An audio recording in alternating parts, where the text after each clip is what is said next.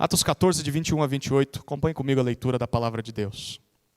E tendo anunciado o evangelho naquela cidade, e feito muitos discípulos, Paulo e Barnabé voltaram para Listra, Icônio e Antioquia, fortalecendo o ânimo dos discípulos, exortando-os a permanecerem firmes na fé e mostrando que através de muitas tribulações nos importa entrar no reino de Deus. E promovendo-lhes em cada igreja a eleição de presbíteros, depois de orar com jejuns, os encomendaram ao Senhor em quem haviam crido. Atravessando a Psídia, Paulo e Barnabé se dirigiram a Panfilha, e tendo anunciado a palavra em Perge, foram para Atália, e dali navegaram para Antioquia, onde tinham sido recomendados à graça de Deus para a obra que agora tinham terminado. Quando chegaram a Antioquia, reuniram a igreja e relataram tudo o que Deus havia feito com eles e como tinha aberto aos gentios a porta da fé. E permaneceram muito tempo com os discípulos. Amém? Qual é o trabalho de um missionário? Quando é que um missionário pode considerar a sua missão cumprida? E qual é o nosso papel em tudo isso? Como discípulos de Jesus, como membros de uma igreja local. Qual é a nossa contribuição com essa missão de um missionário? Bom, tudo isso depende de entendermos qual é a verdadeira necessidade das pessoas. Do que é que as pessoas realmente precisam. Do que elas mais precisam, tanto aqui onde nós vivemos, quanto em qualquer outro lugar do mundo. Você está certo se responder, as pessoas precisam do evangelho? Claro, elas precisam do evangelho. Mas e depois? E depois de ouvir o evangelho, e depois de crer no evangelho, do que elas precisam? Para continuar crendo nesse evangelho, para continuar crescendo em obediência a Deus. Do que as pessoas precisam? E como nós podemos suprir essas necessidades individualmente, como igreja? Qual é o nosso papel em tudo isso? Bom, é sobre isso que esse texto trata. Em resumo, nós vamos ver hoje 5 necessidades, 5 urgências missionárias de todos os povos, de todas as pessoas, de todos os lugares. Necessidades que são preenchidas pelo evangelho e pela igreja local. Primeira necessidade, primeira urgência missionária de todos os povos é a pregação. Pregação. Você vai reparar que todos têm P, tá? São 5 P's. Pregação. Olha o começo do versículo 21. Diz assim: E tendo anunciado o evangelho naquela cidade, e feito muitos discípulos. Daqui a pouco a gente continua o versículo 21. O que nós estamos vendo aqui nesse início do texto? Como eu disse, nós estamos no final da primeira grande viagem missionária do apóstolo Paulo. Essa viagem começou no capítulo 13 e termina no capítulo 14. E, assim, apesar de serem apenas 2 capítulos na nossa Bíblia, e a história é bem corrida, o tempo aqui foi mais ou menos, um pouco mais de 2 anos de viagem.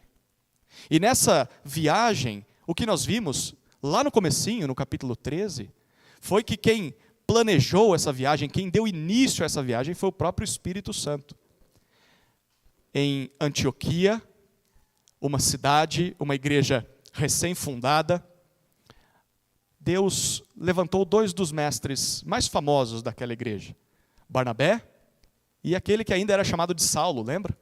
No meio da viagem o nome dele é mudado para Paulo. E o Espírito Santo diz que eles devem ser escolhidos ou enviados para uma obra que ele tinha preparado. Antioquia era uma igreja diferente, a primeira igreja, podemos dizer, híbrida do Novo Testamento. A primeira igreja composta tanto de judeus como de não-judeus.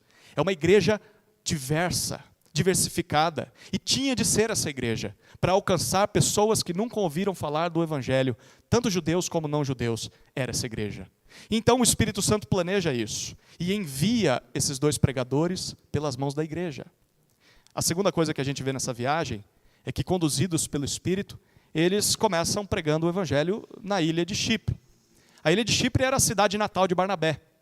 Eles começam dentro de uma sinagoga, pregam o Evangelho ali, e continuam a sua viagem até chegar à Ásia Menor, a parte sul da Ásia Menor, ali na região da atual Turquia, que era a região da Galácia.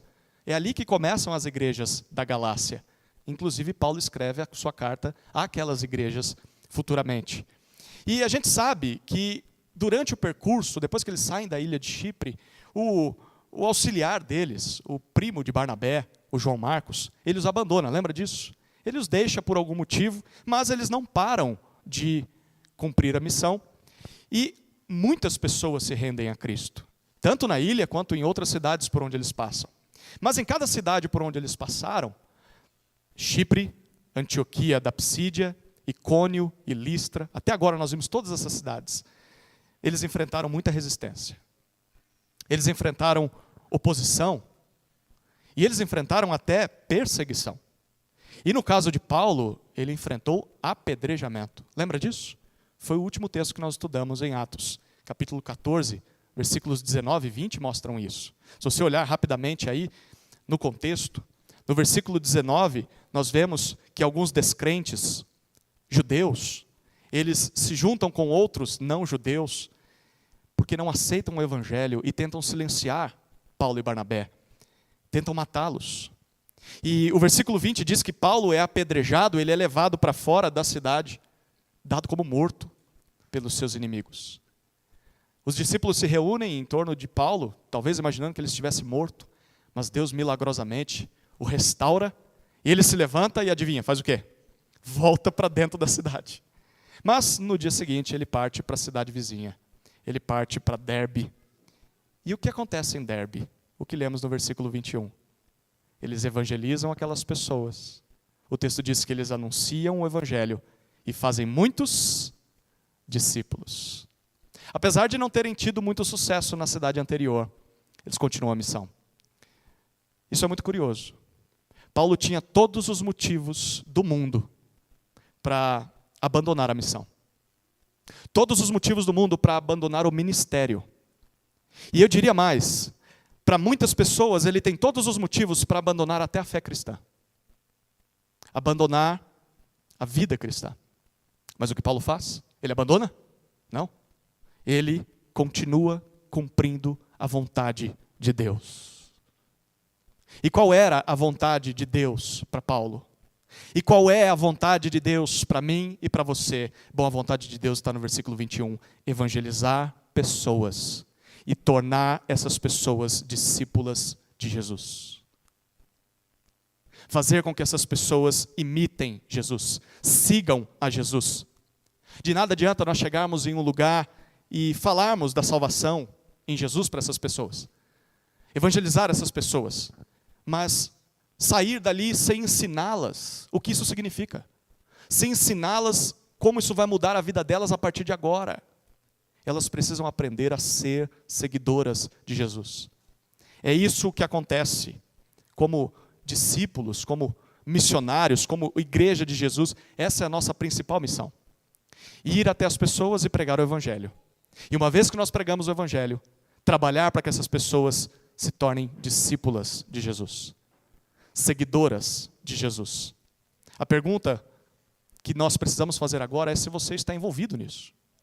O quanto você está envolvido com essa missão. A missão que Paulo entendeu que era a missão dele, a missão que todos os crentes ao longo da história entenderam. Será que nós entendemos? Será que nós estamos envolvidos com o evangelismo? Nós estamos envolvidos com o discipulado? O que falta para começar? O que te falta para começar? Se você não evangeliza, se você não discipula ninguém, nem ao menos uma pessoa, você está perdendo tempo. Você está perdendo e gastando a sua vida por qualquer motivo que não é o motivo da vontade de Deus. Evangelizar e fazer discípulos. E se a gente parar para pensar, é assim que começa uma igreja. Em qualquer lugar do mundo, em qualquer época. Uma igreja começa com evangelismo. Alguém chega naquele lugar e prega sobre Jesus. E uma igreja começa com discípulos. Os que creem no evangelho são feitos discípulos de Jesus. E se a gente parar para pensar, não é preciso muita gente para fazer isso. Não é preciso muito dinheiro, não é preciso muita estrutura, você não precisa de prédio, você não precisa de treinamento, você não precisa de programa, você não precisa de evento. Você só precisa de Jesus e ser um discípulo comprometido com Jesus. Se Jesus te alcançou, você sabe o que falar.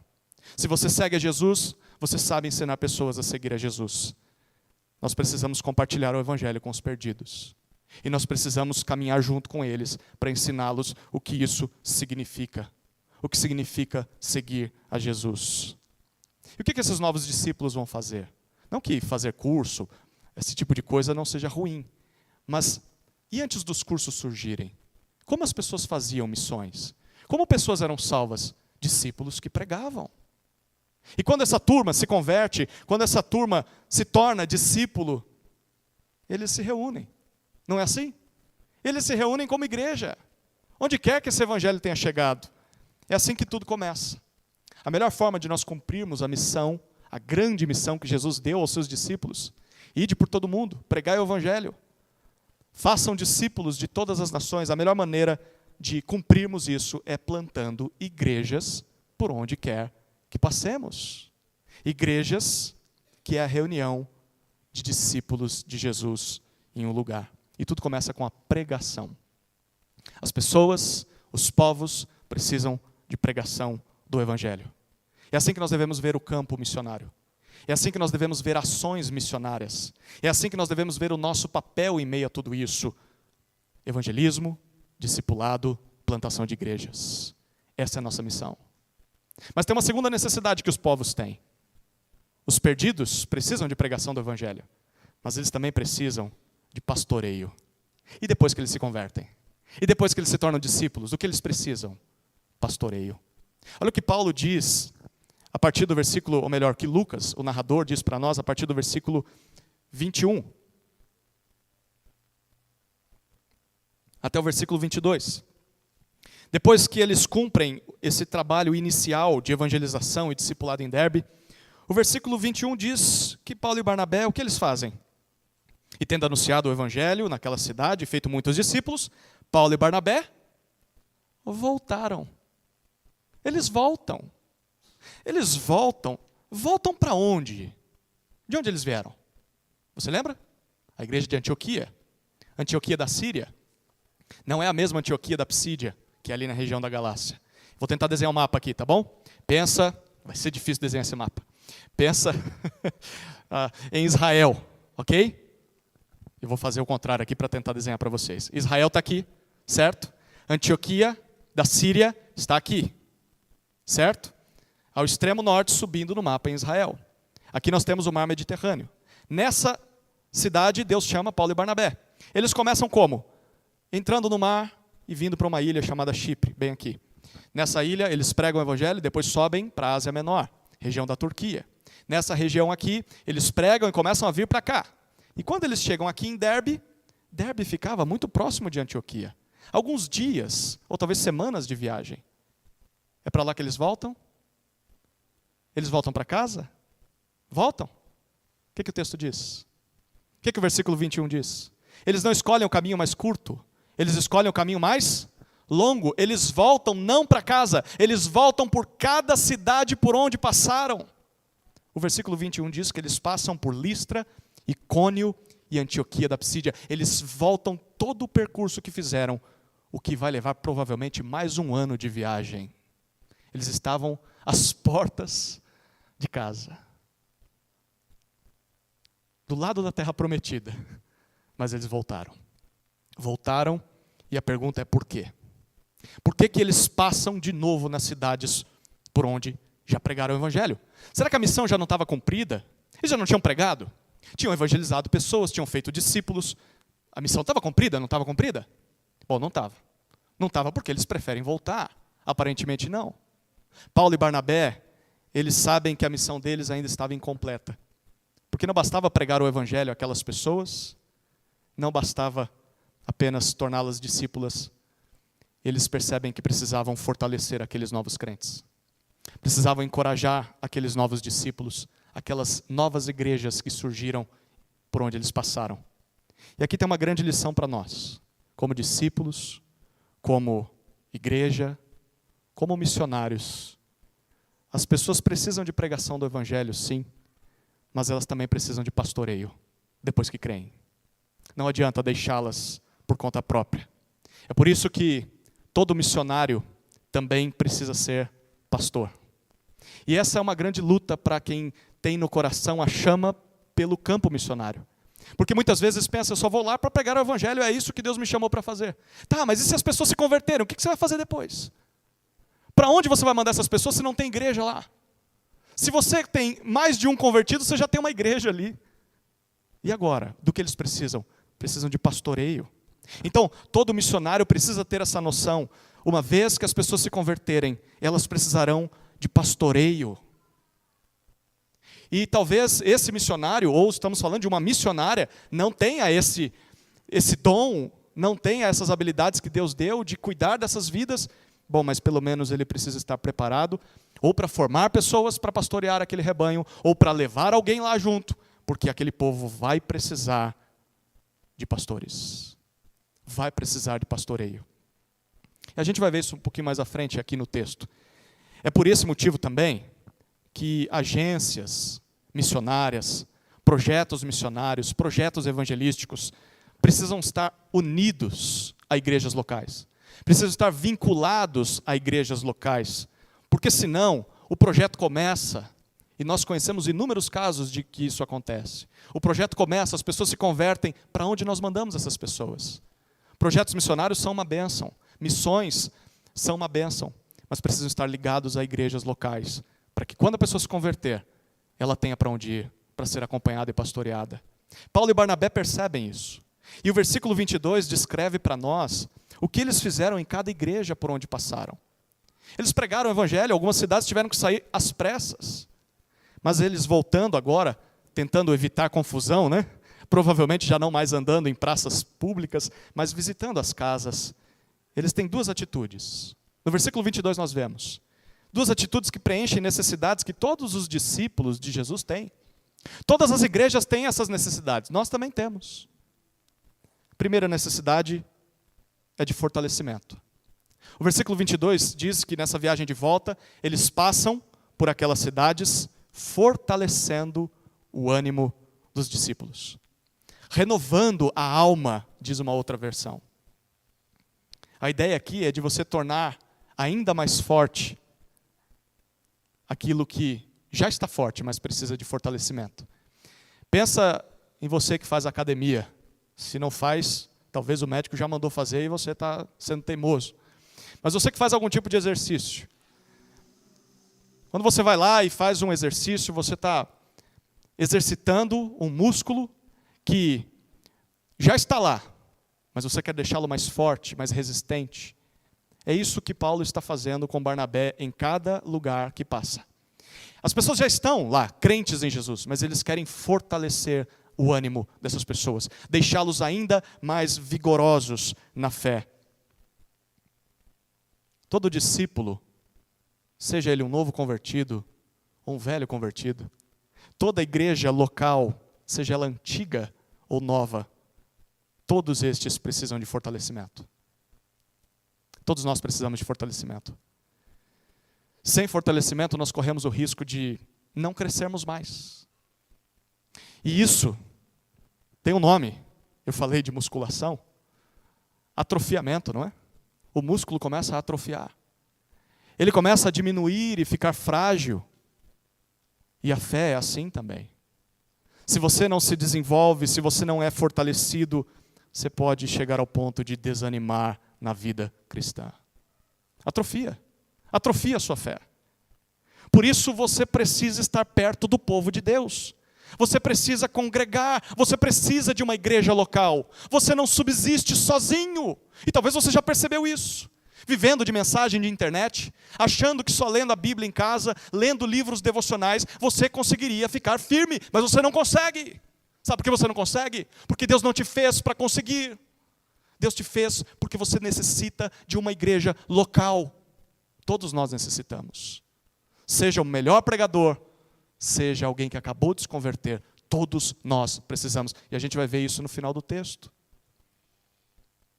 Mas nós não só precisamos de uma igreja local para sermos pastoreados, fortalecidos. O versículo 22 também diz que nós precisamos de exortação. Não é só fortalecimento, não. Além de fortalecer aqueles discípulos, o texto diz que Paulo e Barnabé, por onde passaram, passavam exortando-os. Está vendo isso aí? Exortar é uma palavra muito importante no Novo Testamento. Ela transmite vários significados que juntos carregam um grande peso. Exortar significa chegar perto de alguém, mas para talvez repreender essa pessoa porque ela está errada, mas ao mesmo tempo consolá-la, encorajá-la, mostrá-la o caminho certo. Não é só, você está errado, suma da minha frente. Não, exortar é trazer a pessoa para perto e dizer, eu estou com você. Eu vou te mostrar o caminho e nós vamos caminhar juntos. Eles passaram em cada cidade exortando aquelas pessoas. Ao quê? A duas atitudes. A primeira, o que diz o versículo 22? A permanecerem firmes. Não é isso que nós vemos?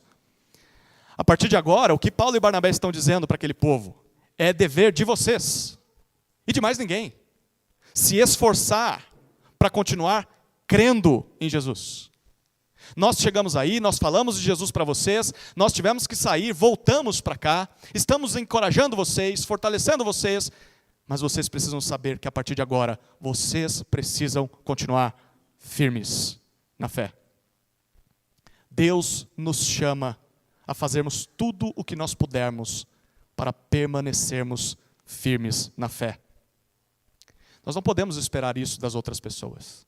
Tem gente que fica esperando. Tem gente que, assim, diz, olha, para que eu continue firme na fé, é necessário que pastores me visitam. Para que eu continue firme na fé, é necessário que líderes fiquem me ligando e mandando mensagem todos os dias. Para que eu continue firme na fé, eu preciso de irmãos que me liguem, que me visitem. Eu preciso de pessoas me encorajando o tempo todo. Tudo isso é muito bom e é bem-vindo. E nós temos de fazer essas coisas. Mas o que Paulo e Barnabé estão dizendo para cada um daqueles discípulos é sua responsabilidade. Individual, pessoal, permanecer firme.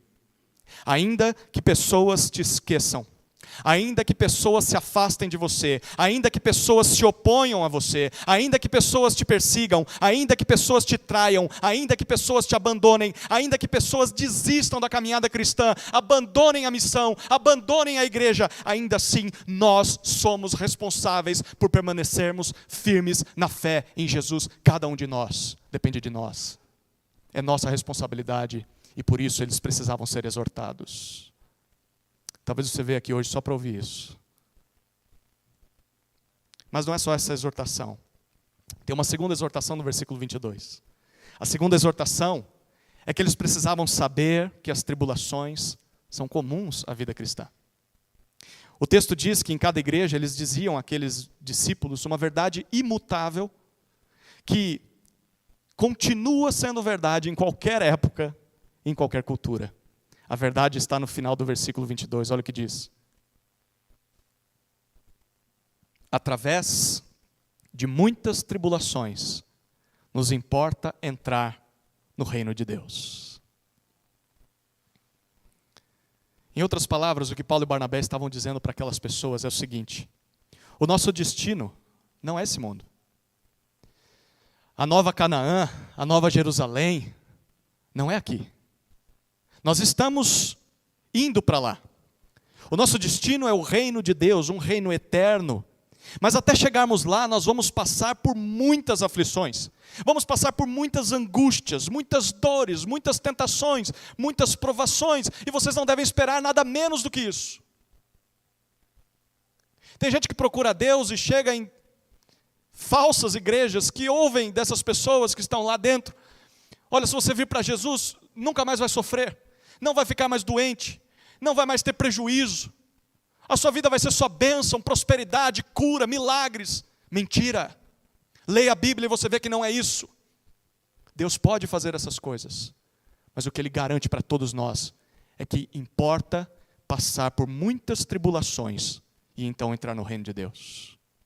É isso que Paulo e Barnabé já estão deixando muito claro para aquele povo. E como eles fazem isso? O versículo 22 diz que eles convenceram essas igrejas, olha como diz o versículo, mostrando. Está vendo isso? Mostrando que através de muitas tribulações nos importa entrar no reino de Deus. Sabe o que Paulo e Barnabé fizeram? Mostraram para a sua própria carne. Falaram para a igreja: olhem para nós. Olhem para a nossa própria pele, para o nosso exemplo, para a nossa história. Desde que saímos da nossa terra, em nome de Jesus, enviados pelo Espírito, para cumprir a missão de Deus, fazer a vontade de Deus, anunciar da salvação aos povos. Sabe o que nos aconteceu? Nós fomos odiados, nós fomos resistidos, fomos rejeitados, nós fomos calados, nós fomos expulsos de cidades. E Paulo foi até apedrejado, a ponto de ser dado como morto. Eles estão mostrando que isso é verdade na própria pele deles. Jesus já tinha dito isso em João 15:18, lembra? Se o mundo odeia vocês, saibam que antes de odiar vocês, o mundo odiou a mim. O próprio apóstolo Paulo, um pouco mais à frente, em 1 Timóteo, vai dizer para Timóteo: na verdade, todos os que querem viver piedosamente em Cristo Jesus serão perseguidos. Queridos, se nós seguimos o Cristo crucificado nesse mundo, antes da coroa de glória no céu, pode esperar a coroa de espinhos nessa terra. Pode esperar tribulações. E Paulo e Barnabé estão precavendo aquelas igrejas, antecipando o sofrimento àquelas igrejas. Como seria bom ter ouvido isso lá no começo da jornada, não seria? Mas você está ouvindo hoje, que bom que está ouvindo hoje. Nos importa entrar no reino de Deus, mas através de muitas tribulações. Depois de ouvir a pregação do Evangelho, do que os povos precisam? Precisam de pastoreio, precisam de fortalecimento, precisam de exortação, por isso precisam fazer parte de uma igreja. E nessa igreja vão encontrar pastores. Aqui tem mais uma necessidade: pastores. Quem é que pastoreia? Pastores. E aí nós chegamos na terceira urgência. A terceira necessidade missionária dos povos é de pastores. Olhe comigo mais uma vez o versículo 23.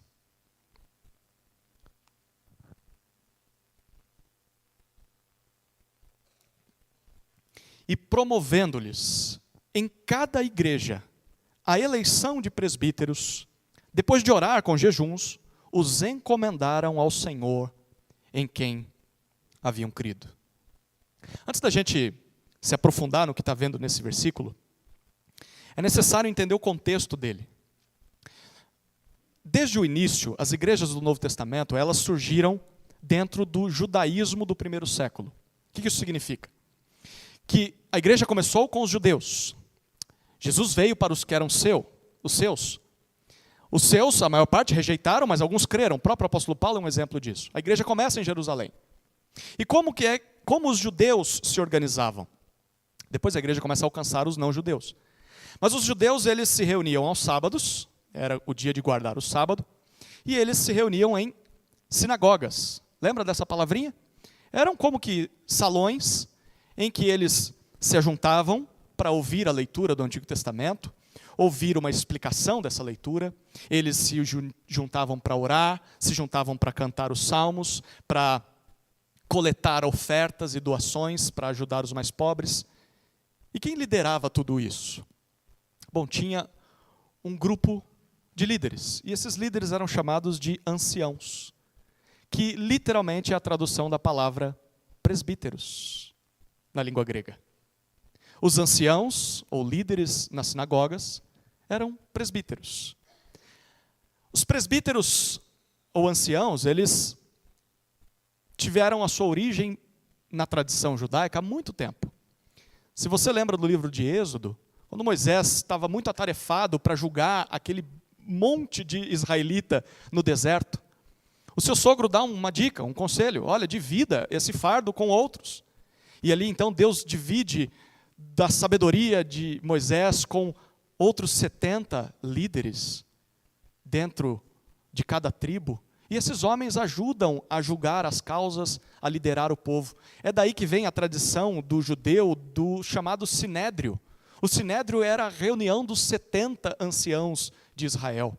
Então, desde a época de Moisés, havia essa tradição de que os anciãos, os presbíteros, os líderes do povo, cuidavam do povo. E foi com essa inspiração de uma sinagoga judaica que as igrejas do primeiro século começaram. Elas se reuniam, algumas até se reuniam em sinagogas, até serem expulsas das sinagogas.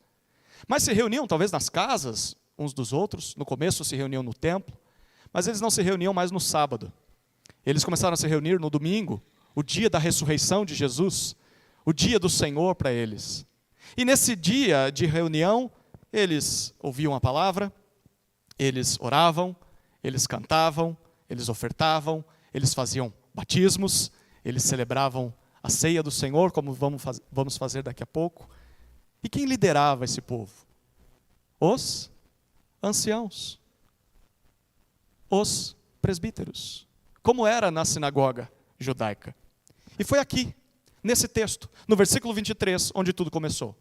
Na verdade, a gente já viu essa palavrinha em Atos. No capítulo 11, versículo 30, quando Paulo e Barnabé, eles levam uma oferta, lembra que haveria fome em todo mundo?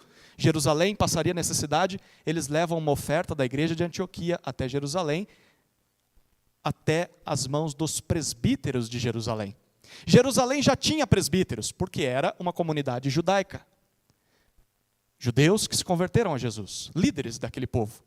Mas essa é a primeira vez que nós vemos como presbíteros surgiram numa igreja não só de judeus. Olha o versículo 23. Ao passar por cada cidade, Paulo e Barnabé promoveram em cada igreja a eleição de presbíteros, com orações e jejum. Daqui a pouco a gente vê o que o texto continua dizendo. Até aqui, repare 3 detalhes muito importantes. O primeiro detalhe é que em cada igreja local, você está vendo isso no plural ou no singular? Em todas as igrejas, é isso que você está vendo? Ou não? Em cada igreja. Uma ou muitas? Uma por vez, não é? Singular. Em cada igreja local, eles levantaram presbíteros. No singular ou no plural? Um só ou mais de um? Mais de um. Em cada igreja local haveria presbíteros. Nesse mesmo livro de Atos, a gente vai chegar lá no capítulo 20. Quando Paulo está falando com os presbíteros da igreja em Éfeso, por 2 vezes ele cita 3 palavrinhas para descrever quem eles eram. Ele chama eles de presbíteros, Atos 20, 17. Mas depois, em Atos 20, versículo 28, ele diz que eles foram colocados pelo Espírito de Deus como bispos. A palavra significa supervisor. Bispos do rebanho. E depois ele diz, e pastores da igreja de Deus. Então, na mentalidade de Paulo, presbítero, bispo, pastor, se refere ao mesmo ofício, à mesma função, ao mesmo cargo de liderança na vida da igreja. Isso tem 2 significados para nós. O primeiro é que um presbítero é um bispo e pastor da igreja. Ambas, ou essas 3 palavras, se referem à mesma função. O papel de um presbítero é liderar o rebanho de Cristo, é pastorear o rebanho de Cristo. Mas tem um segundo significado aqui. O segundo significado é que cada igreja local precisa de mais de um presbítero. Mais de um. É por isso que eles passavam por cada igreja levantando presbíteros. Você precisa saber disso. E se você for estudar a história da igreja, você vai perceber isso. Primeiro, leia a sua Bíblia inteira. Leia o livro de Atos, leia todas as cartas de Paulo. Depois estude a história da igreja com responsabilidade. E você vai perceber que a ideia contemporânea de uma igreja com um só pastor, que é o que a gente mais vê nesse Brasilzão aí, né? Um só pastor e mais ninguém ao seu lado no pastoreio. Carreira solo, só ele decide, só ele manda, só ele faz as coisas, só ele ensina, só ele aconselha, só ele ora, só ele lidera.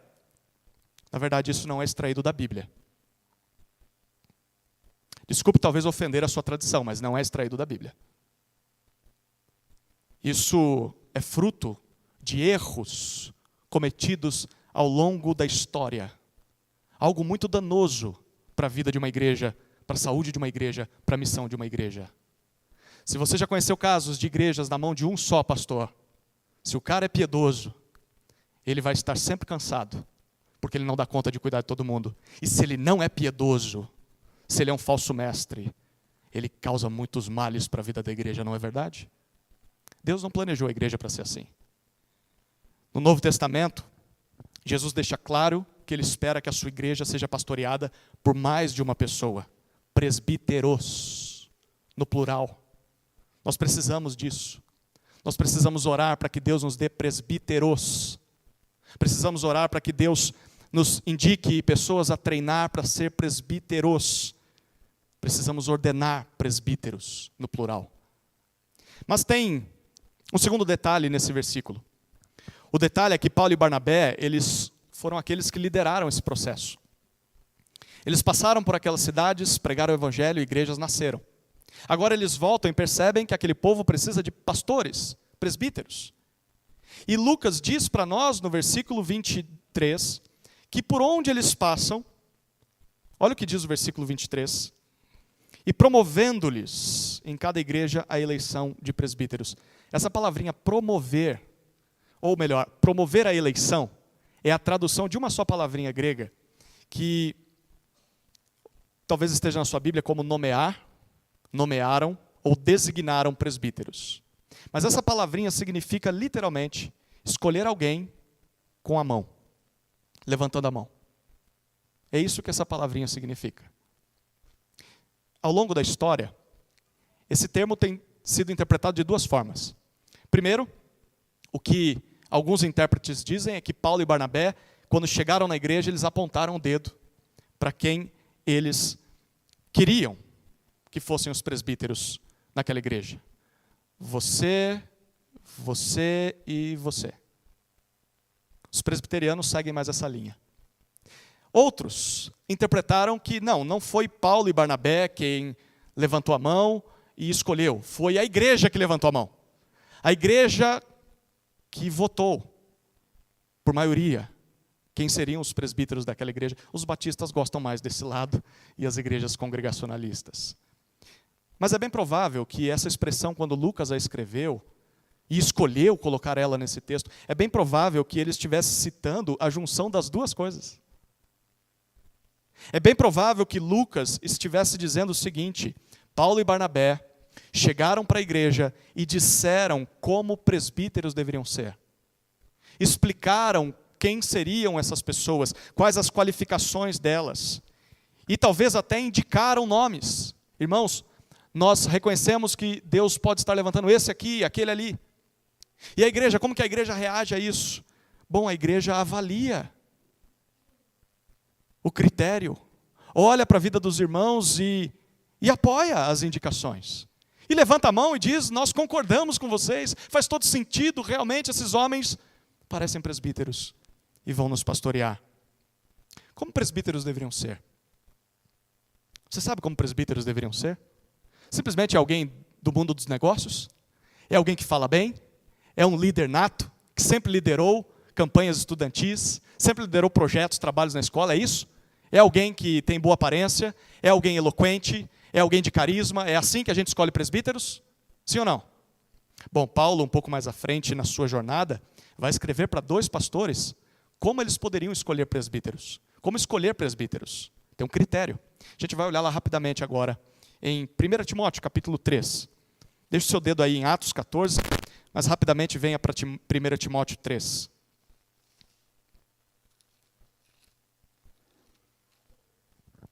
Timóteo 3, de 1 a 7.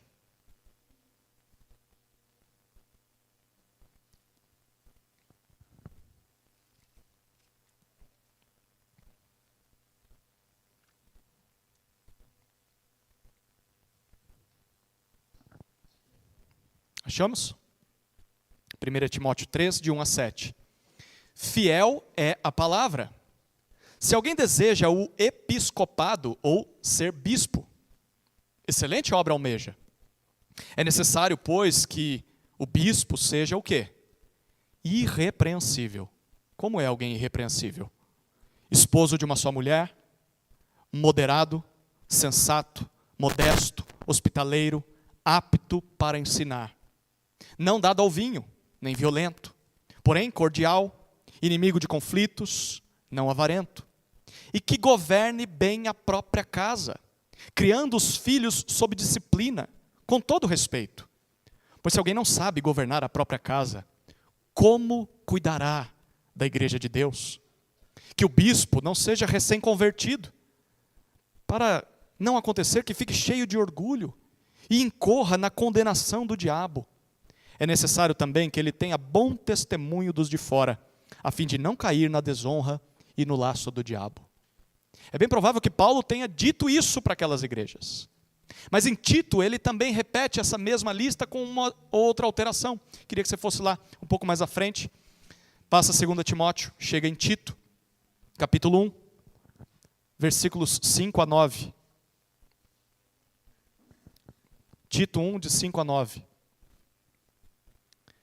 Foi por esta causa que deixei você em Creta, Tito, para que pusesse em ordem as coisas restantes, bem como em cada cidade constituísse, em cada cidade, no singular, constituísse presbíteros, no plural, conforme prescrevi a você, como são presbíteros, algo muito semelhante ao que ele disse a Timóteo. Versículo 6, alguém que seja irrepreensível. O que é alguém irrepreensível? Alguém que nunca erra? Não, é um pecador, mas que está em busca dessas qualidades. A gente vê isso na vida dele.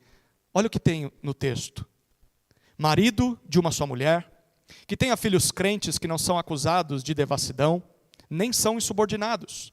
Porque é indispensável que o bispo, ele acabou de falar presbíteros, mas ele usa a palavra bispo para se referir à mesma pessoa. É indispensável que o bispo, por ser encarregado das coisas de Deus, seja irrepreensível, não arrogante, alguém que não se irrita facilmente, não apegado ao vinho, não violento, nem ganancioso.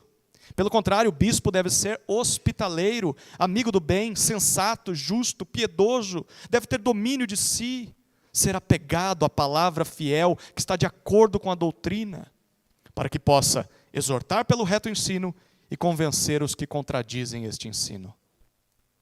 Perceba o que Paulo está dizendo, tanto para Timóteo quanto para Tito. Bispos ou presbíteros são modelos para o rebanho. São pastores, mestres da igreja. Esses homens dariam sequência ao ministério dos apóstolos. Os apóstolos não levantaram outros apóstolos. É por isso que hoje a gente não tem mais apóstolos, tá?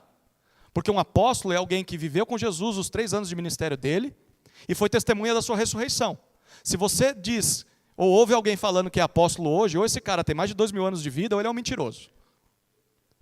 Porque apóstolo bíblico ele não é. Quando os apóstolos estão prestes a morrer, sabe o que eles fazem? Eles não passam o apostolado para outros novos apóstolos. Sabe o que eles implementam? Presbíteros. Eles colocam pastores nas igrejas, não levantam outros apóstolos.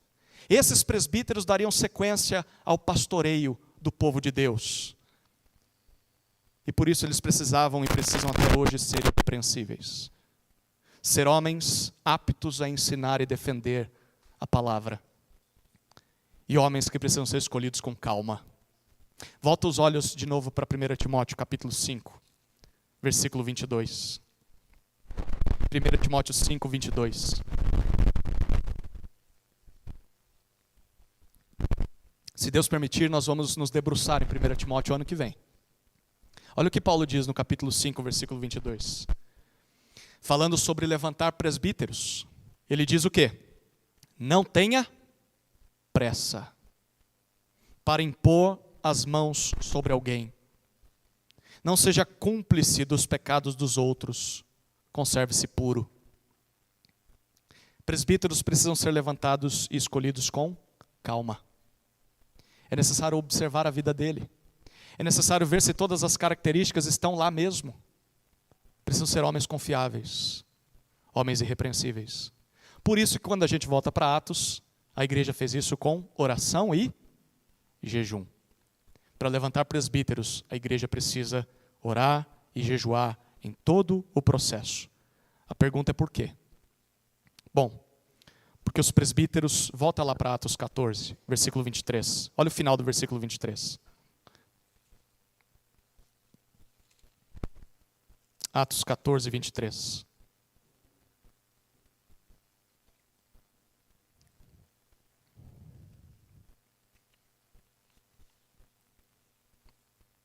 E promovendo-lhes em cada igreja a eleição de presbíteros, depois de orar com jejuns, os encomendaram ao Senhor em quem haviam crido. Os presbíteros foram confiados, entregues ao Senhor. A ideia é que eles pegaram aqueles homens, depois de fazer todo o trabalho que eles tinham para fazer, e eles simplesmente entregaram para Jesus aqueles homens. Agora sim o trabalho de Paulo e Barnabé está completo. Eles evangelizaram e discipularam, plantando igrejas. Eles fortaleceram e exortaram aquelas pessoas, pastoreando as ovelhas. E agora eles levantaram outros para que continuem fazendo exatamente o que eles fizeram até agora. Pastores, presbíteros. E a quem esses presbíteros vão prestar contas? A quem presbíteros prestam contas? Você sabe? Sabe um outro apóstolo que se identificou como presbítero? Sabe quem foi? Pedro. O apóstolo Pedro. Ele diz para nós a quem presbíteros prestam contas. Por isso são encomendados ao Senhor. Rapidamente, 1 Pedro capítulo 5. 1 de Pedro capítulo 5, versículos 1 a 5.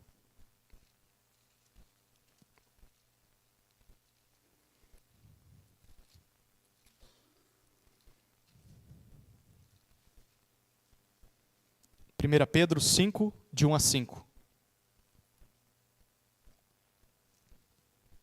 Aos presbíteros que há entre vocês, eu, presbítero, com eles. Pedro se identificava assim.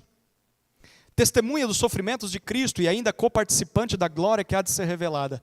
Peço, versículo 2. Olha o que os presbíteros daquela igreja deveriam fazer. Pastoreiem o rebanho de Deus que há entre vocês. Não por obrigação, mas espontaneamente, como Deus quer. Não por ganância, mas de boa vontade. Não como dominadores dos que lhes foram confiados, mas sendo exemplos para o rebanho. E quando o Supremo Pastor se manifestar, vocês receberão a coroa da glória, que nunca perde o seu brilho. Versículo 5. Peço igualmente aos jovens. Presbítero significa um ancião, alguém mais experiente, sábio, maduro.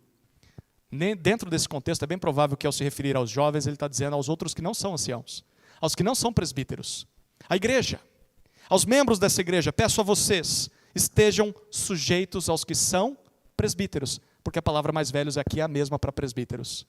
Sejam sujeitos aos presbíteros, aos mais velhos, e que todos, sejam presbíteros ou ovelhas, se revistam de humildade no trato de uns com os outros, porque Deus resiste aos soberbos, mas dá graça aos humildes. A quem presbíteros prestam contas?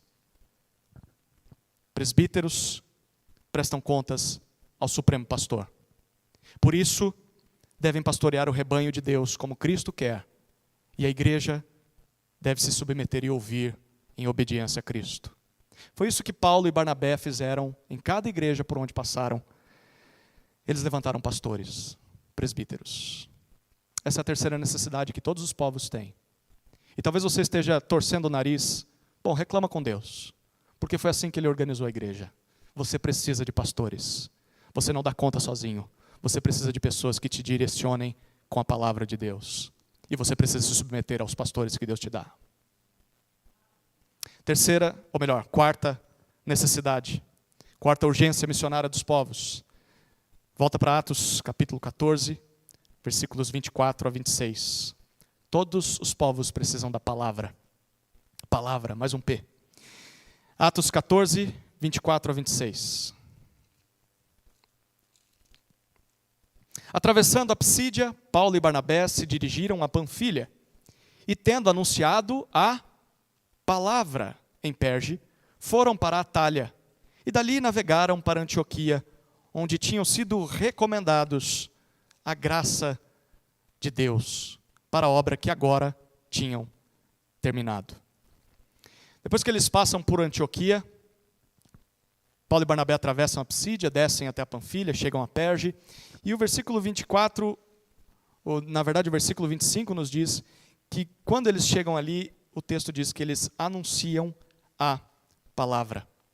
A gente não sabe se na ida, quando eles estiveram nessa cidade, eles pregaram o evangelho ali em Perge, mas pelo menos na volta a gente descobre que eles pregam a palavra. A gente não sabe se já tinha uma igreja ali ou não.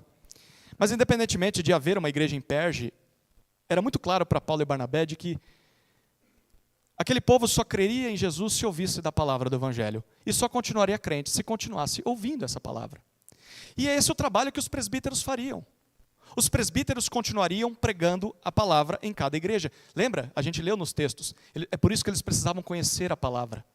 Saber ensinar a palavra. Aliás, esse é um dos trabalhos mais importantes na vida de um presbítero. Na vida de um pastor. O ensino da palavra de Deus ao povo de Deus.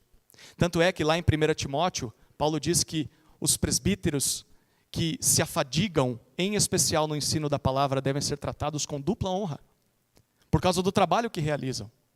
Em Creta, quando Paulo está escrevendo a Tito, ele diz que vocês precisam de presbíteros porque tem muitos falsos mestres que precisam ser calados. E quem é que vai proteger a igreja desses hereges? Presbíteros, homens que conhecem a Escritura, que pregam a doutrina, que defendem a doutrina. A igreja precisa de mestres da palavra. Um presbítero deve sim servir, amar, evangelizar, visitar, liderar, orar pelo rebanho, mas ele não pode falhar no seu papel primordial de conhecer e de ensinar e defender a palavra de Deus. Nós precisamos da palavra. Um presbítero precisa ser um estudioso da palavra. Precisa ser um conhecedor da Escritura. Está sempre pronto a ensinar a Escritura com a sua vida e com as suas palavras. Como igreja, é isso que a gente deve esperar ver em um candidato a presbítero. Alguém da palavra. Primordialmente alguém da palavra. É isso que a gente deve cobrar de um presbítero. Você precisa ser alguém da palavra. Nós precisamos da palavra. E ao mesmo tempo nós devemos recompensá-lo com dupla honra se ele faz o trabalho direito. Porque nós precisamos da palavra. Depois que pregam em Perge, Paulo e Barnabé vão até Atália, o versículo 26 diz isso, é o porto da Galácia, e de lá eles partem direto para Antioquia da Síria, em um navio. O texto não diz que eles passam pela ilha de Chipre. E os presbíteros de lá? Bom, ou eles foram levantados no começo, ou em outro momento. Mas que eles precisavam de presbíteros, a gente sabe pelo que já leu até aqui. E perceba como Lucas, no final do versículo 26, diz, descrevendo a igreja em Antioquia. Quando eles chegam na igreja de Antioquia, o texto diz, onde tinham sido recomendados a graça de Deus para a obra que agora já tinham concluído. Que obra tinha sido essa? Anunciar o Evangelho aos povos que não conheciam o Evangelho. E Lucas diz que eles só conseguiram isso por causa da graça de Deus. Isso lembra algumas coisinhas para nós aqui. A primeira é que quem envia missionários é a igreja local. Porque foi Antioquia que enviou esses homens. Claro que Deus direcionou todo o processo. E eu já falei, nada contra agências missionárias, nada contra ministérios que treinam obreiros, servem para nos auxiliar, caso a gente não saiba como ir, o que fazer quando chegar no lugar. Mas o planejamento de Deus para a evangelização do mundo começa pela igreja. Deus deu essa missão para a igreja. Não espere que é uma missão, um seminário que vai alcançar outros povos. Eles estão fazendo o trabalho que nós estamos falhando em fazer. É a igreja que Jesus confiou essa tarefa, de enviar obreiros para a obra que Deus quer que a igreja realize. A igreja deveria ser um celeiro de missionários, um celeiro de obreiros, de evangelistas. É o nosso papel orar para que Deus levante pessoas assim entre nós. É o nosso papel perceber quando Deus está levantando. Porque às vezes Deus levanta e a gente ignora. É nosso papel despertar essas pessoas, treinar essas pessoas, enviar essas pessoas ao mundo. Mas também, isso significa que quando nós enviamos missionários ao mundo, o que a Antioquia fez quando enviou Paulo e Barnabé? Confiaram a graça de Deus. Quando a gente manda missionário aí para fora, a gente entrega a eles a graça de Deus. Porque depois de enviados, não tem muito que a gente pode fazer por eles. A gente ora por eles, a gente mantém recursos financeiros no sustento, a gente apoia, a gente visita quando dá, mas a gente não controla eles mais. Agora eles estão nas mãos do Senhor. É por isso que a gente tem que saber quem está mandando.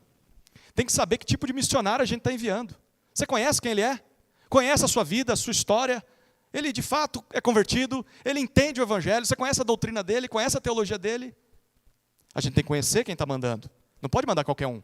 Ao mesmo tempo, é responsabilidade do missionário administrar a sua agenda, o seu recurso, as suas tarefas. Porque uma vez que ele está longe de casa, sabe quem é o seu chefe lá? É Deus. Nossa, a igreja está me sustentando aqui para eu ir por todo mundo e tirar fotografias, né? Estou aqui curtindo a minha vida doidado. Não está fazendo o trabalho que tinha que fazer. Ele está na mão do Senhor. Ele está usando o recurso do povo de Deus. É bom que ele saiba disso. Mas tudo isso se trata de um grande privilégio, porque Lucas, ao narrar esse texto para nós, diz que a obra missionária, tanto ir quanto enviar missionários, é uma graça de Deus. É um presente. É um privilégio. É um dom. E nós precisamos tratar a missão dessa forma. Nós precisamos ver vocacionados ao ministério, missionários dessa forma. Muitas vezes vem um missionário aqui. Domingo passado a gente teve o Jonatas aparecendo aqui. Você lembra dele? A gente olha para o missionário e pensa assim, coitadinho, que dó. E os sonhos e projetos dele? E todos os planos que ele tinha para a vida dele? Ele vai perder a vida dele. Tadinho. Vai dizer que você nunca pensou assim. Nós não deveríamos ver assim. Missionários, obreiros, pessoas que estão se colocando à disposição para servir no reino de Deus, não são coitadinhos, são agraciados por Deus. A obra missionária é uma graça de Deus. É privilégio poder participar da missão de Deus nesse mundo. A propósito, é dessa graça que eles mais precisam para cumprir a missão que Deus deu para eles. Porque só é possível anunciar a palavra de Deus a perdidos se a graça de Deus estiver sobre as nossas vidas, queridos. Não pare de orar pelos presbíteros, pelos líderes, pelos missionários que você conhece, porque eles precisam da graça de Deus para cumprir essa missão. Os povos precisam de palavra, a palavra da graça, que é introduzida por missionários e continua sendo pregada por presbíteros. Você está querendo que eu acabe, né? Vamos para o último P. A última necessidade, a última urgência dos povos. Todos nós precisamos da providência. A providência de Deus. Olha os versículos 27 e 28. Quando chegaram a Antioquia, reuniram a igreja e relataram tudo o que Deus havia feito com eles e como tinha aberto aos gentios a porta da fé. E permaneceram muito tempo com os discípulos. O que Paulo e Barnabé fazem quando chegam em Antioquia? O óbvio, reúnem a igreja. E reúnem a igreja e relatam tudo o que aconteceu com eles naqueles 2 anos. Perguntinha aqui, isso foi feito em uma escola bíblica apenas? Você conta a história de 2 anos? Em quantas reuniões? Dá para imaginar, né?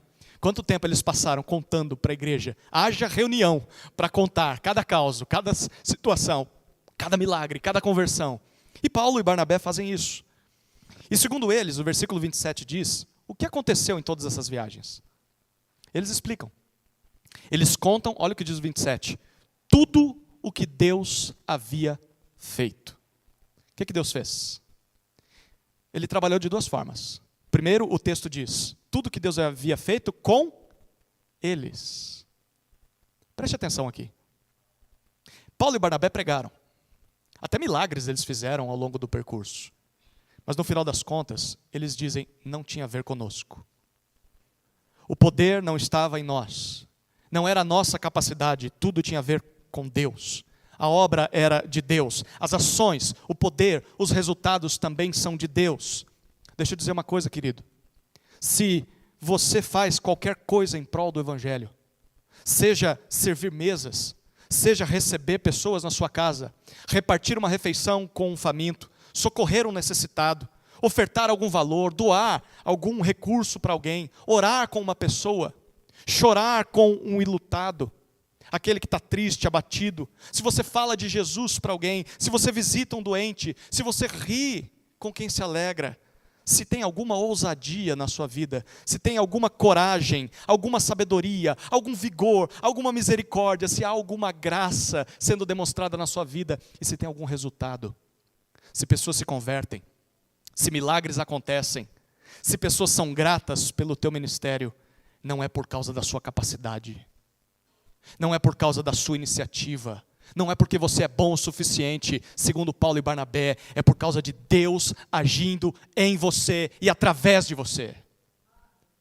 Tudo que Deus fez por eles, foi Deus com eles no final das contas. A glória, a honra por tudo que acontece no reino de Deus é do próprio Deus, não é nossa. Na igreja, nós somos apenas instrumentos para a ação de Deus. Nós não somos indispensáveis, não. Deus usa quem Ele quer, Ele é o protagonista. É Ele que merece toda a honra, todo o louvor na igreja. E Paulo e Barnabé reconhecem isso quando chegam em Antioquia. Não foi nós, não fomos nós, foi Deus conosco. Mas em segundo lugar, eles contam como Deus continuou trabalhando. E a segunda forma diz o versículo 27. Deus abriu aos gentios a porta da fé. E aqui é o momento de você acordar. Cutuca quem está dormindo do seu lado aí. Porque é nesse ponto do texto que tudo que a gente viu até agora se une. Tudo aqui se une. Desde que o pecado entrou no mundo, todos os povos, inclusive os próprios israelitas, os próprios judeus, passaram a necessitar de tudo que a gente viu nesse texto. Da pregação do evangelho, passaram a necessitar de pastoreio, de pastores, da palavra. Porque sem essas coisas, todos os seres humanos, todos, sejam eles bons ou maus, religiosos ou não, sejam eles ocidentais ou orientais, todos os seres humanos estão perdidos. Sem pregação, sem pastoreio, sem pastores, sem palavra, estão alheios a Deus. Merecem a ira de Deus. Foi aí que entrou a providência de Deus. A providência de Deus.